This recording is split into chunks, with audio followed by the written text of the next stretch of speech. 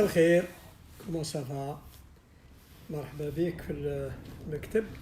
أنا حاليا راني في مكتب صغير هو اللي نقدر نخدم فيه خير من المكتب الوزاري، لأن كاين لي كوليغ ليكيب كامل يخدموا، واني سرحتهم باش عندهم دي ميسيون، باسكو عندنا دي كونسي انترمينيستيريال، دي كونسي دو غوفرنمون وين نتكلموا عن الوضع الحالي.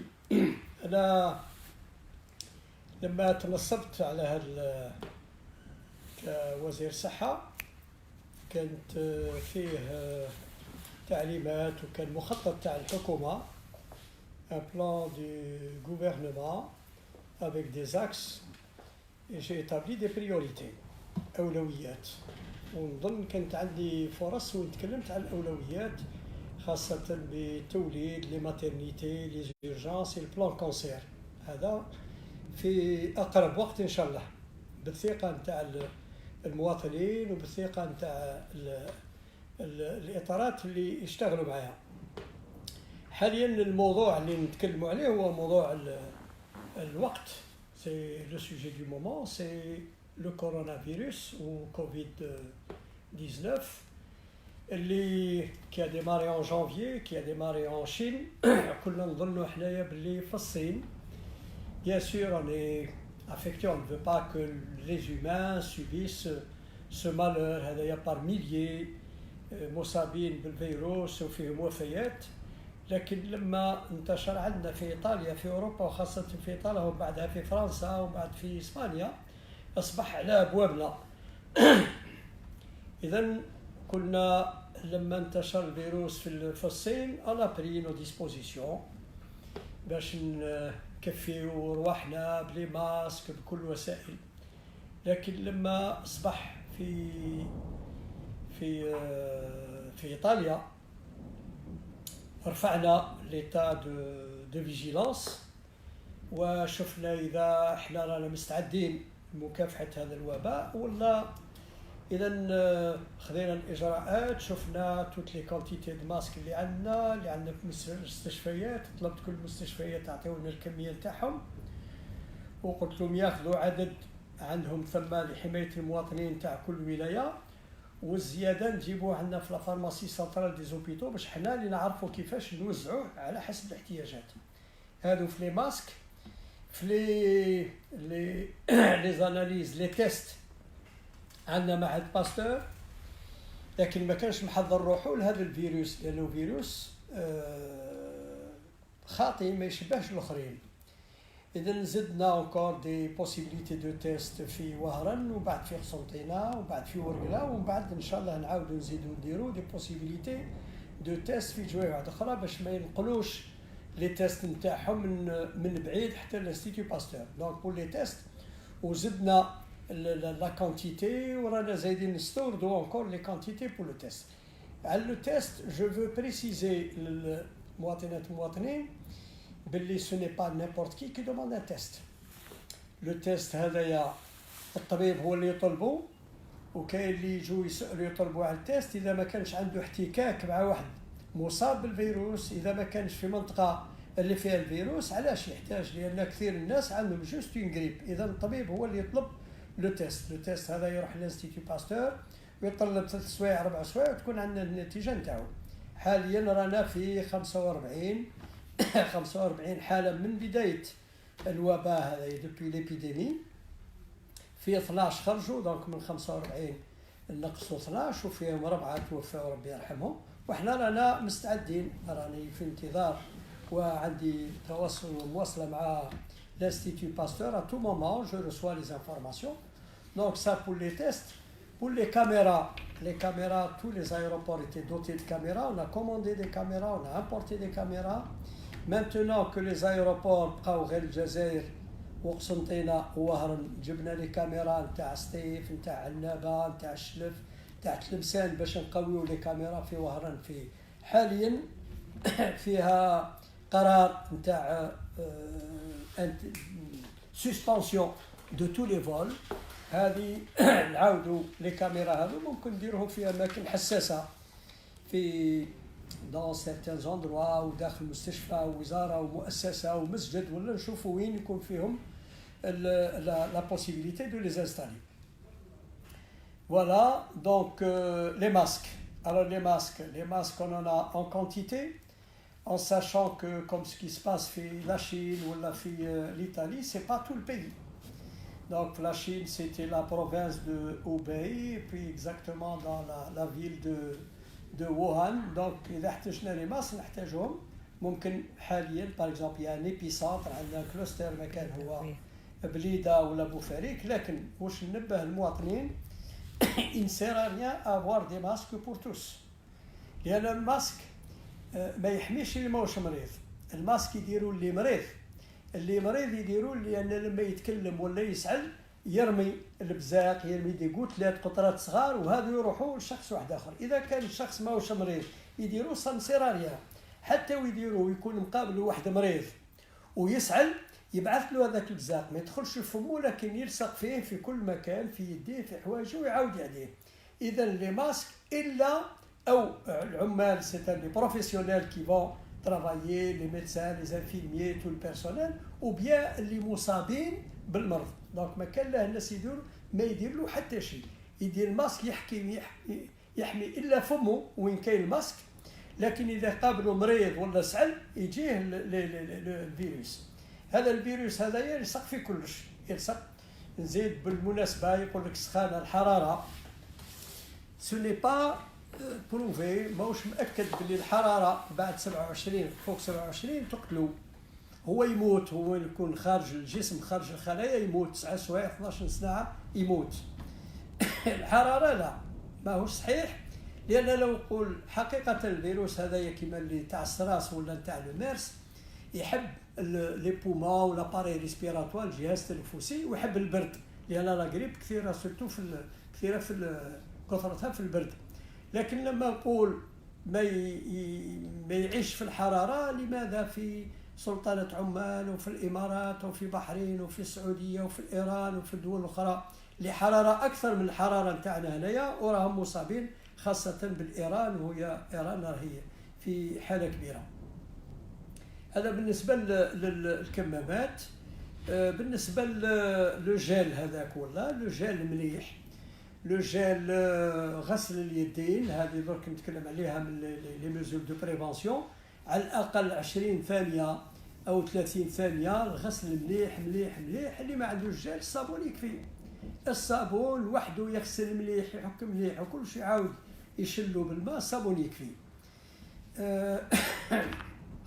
على واش نزيد نتكلم لك خاصة على الوضع الحالي. احنا نحب نطمن المواطنين باسكو لو دوزيام مال سي لا بانيك. اخطر شيء بعد الكورونا هو لا بانيك، الخوف. حاليا رانا نشوفوا الجزائريين واعيين بالنسبة للخوف، لأن راهم يشتغلوا عادي لاباس عليهم.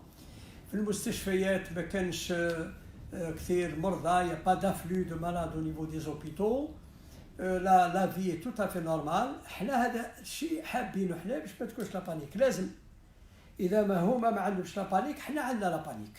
حنا ماناش حاب تكون لا بانيك عند الاشخاص، ما حنا لازم تكون عندنا. علاش؟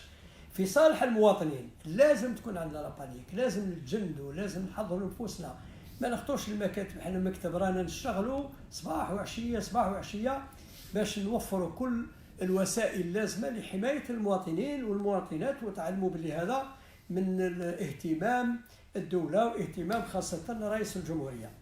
اذا واش لازم الناس يديروا؟ واش نقول للناس سا سي تري تري امبورطون.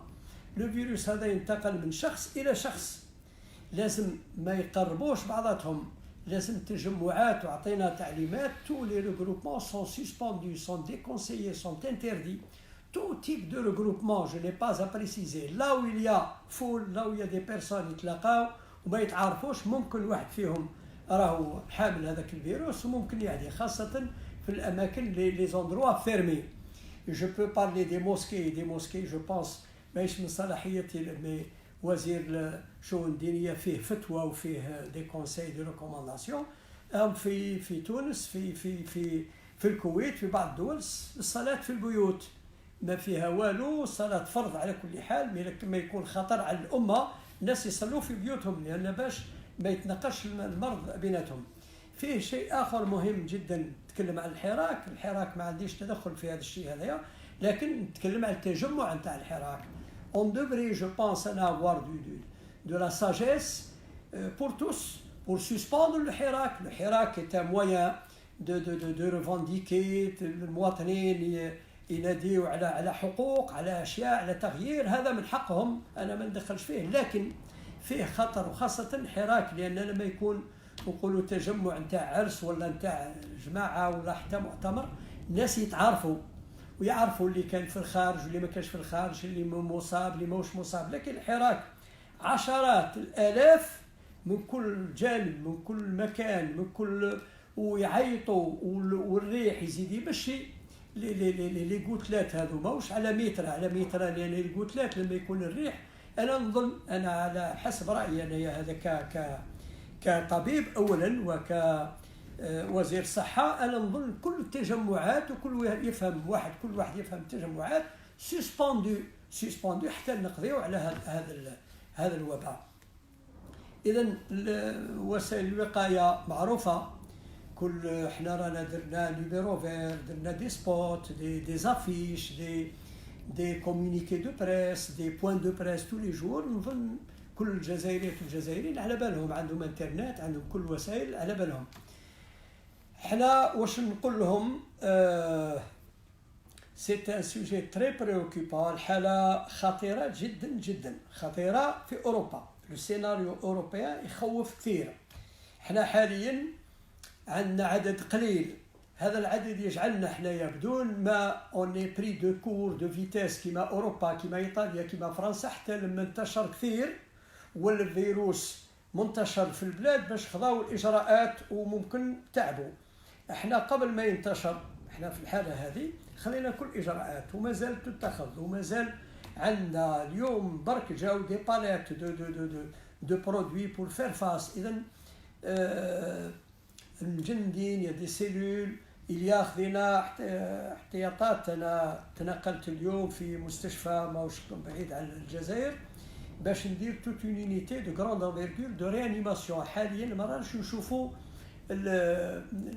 la comment dirais-je, l'expansion du virus. On est en train maintenant de passer à une phase comme en Europe de situation grave، لان 5% يكونوا في حاله خطيره، ممكن يحتاجوا قاعه الانعاش، يحتاجوا les respirateurs. Donc on a fait un état de tous les respirateurs du pays et on va faire un dispositif dans tous les pays, au moins 25 centres qui seront prêts et dotés de respirateurs pour faire face à une situation, et on va développer quelques unités de référence où on mettra une grande quantité de respirateurs. نتمنى ان شاء الله ما نحتاجوهمش، لازم يكونوا المواطنين باللي خذينا هذه الاحتياطات. اذا باش نلخص لك ونتم، احنا رانا on est dans un état de mobilisation générale tout le temps. On veut pas exprimer cette situation pour que la population soit confiante et tranquillisée, mais on a une analyse très juste et très dramatique, si vous voulez, de la situation. Je n'ai pas besoin de l'exprimer. On voit très bien en Italie en 24 heures 250 morts. Comment est la situation. Donc c'est la préoccupation du moment, c'est le souci du moment, c'est la mobilisation de tous. Tout le ministère est mobilisé, tous les départements sont mobilisés, tous les autres ministères sont, tous ceux كلهم معنيين اللي معنيين بالامر كلهم راهم مجندين. احنا هذا ما يدلش على الحاله الصحيه نتاع الجزائر. Cela ne traduit pas un état d'indigence ou de défaillance du système algérien, même s'il n'est pas particulièrement performant. Les pays les plus développés, chauffés parmi les meilleurs systèmes de santé en France, qui est le système français, chauffé الحالة اللي راهو فيها منعوا التجمعات حتى 50 واحد، اللي ريستو يغلقوا، شوفوا الاسبان غلقوا كلش الا وين تاع l'alimenteur ou les stations d'essence ou les qu'est-ce qu'il y a d'autre, les officines. Sinon les villes sont mortes. وحنا نتفاجئوا لما نشوفوا هذه المدن مغلوقه والناس تدخل في ديارهم وكلش، نشوفوا تجمعات، ونشوفوا خاصه لما وقفنا les écoles et tout, les gens sortent, les gens vont les centres commerciaux. Je pense qu'il faut réduire les regroupements, les sujets âgés, les كبار فايتين 70 80 سنة خاصة اللي عندهم أمراض خاصة الأمراض تاع الجهاز التنفسي des maladies respiratoires doivent rester chez eux, les enfants doivent rester chez eux, les déplacements doivent être suspendus, c'est-à-dire que chacun va développer en lui-même الوعي, chacun va être responsable de lui-même et par là même de tous ceux qui l'environnent. La situation est très grave à l'étranger. Elle ne l'est pas. C'est pour ne pas basculer dans cette situation. Et je pense que la mesure qui a été prise de suspendre tous les vols est une mesure salutaire. Salutaire parce que tous les cas, ce sont des cas introduits. Nous n'avons pas de cas autochtones. Donc, إذا توقفوا كل الرحلات عندنا هذو لي كلوستر هذو لي فوايي اللي عندنا ان شاء الله نتحكموا فيهم ونطلبوا ربي ان شاء الله يوفقنا وبال بالوعي نتاع كل جزائري وبال la sensibilisation, la prise de conscience de la situation de tous les Algériens, et nous l'avons démontré dans le passé. Je pense que nous pourrons faire face à cette situation. Sahiti.